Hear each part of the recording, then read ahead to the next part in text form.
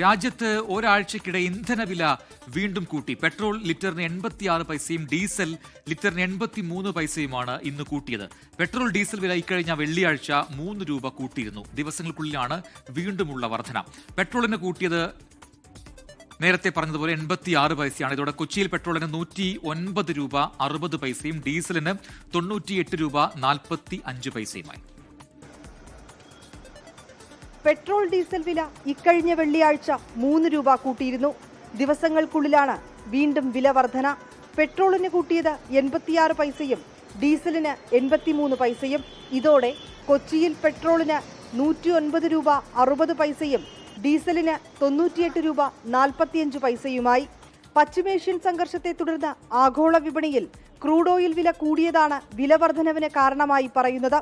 ഇതൊരു തുടക്കം മാത്രമാണെന്നും തെരഞ്ഞെടുപ്പ് കഴിഞ്ഞതിനാൽ ഇനിയും പണപ്പെരുപ്പമുണ്ടാകുമെന്നും കോൺഗ്രസ് വിമർശിച്ചു. തീരുമാനം ആശങ്കപ്പെടുത്തുന്നതെന്ന് ജനങ്ങൾ പ്രതികരിച്ചു. എന്നാൽ രാജ്യത്ത് ഇന്ധനക്ഷാമമില്ലെന്നാണ് കേന്ദ്ര സർക്കാർ വാദം. അസംസ്കൃത എണ്ണ, PNG, LPG എന്നിവ മതിയായ അളവിൽ ലഭ്യമാണെന്നാണ് വിശദീകരണം. 24 ഡൽഹി.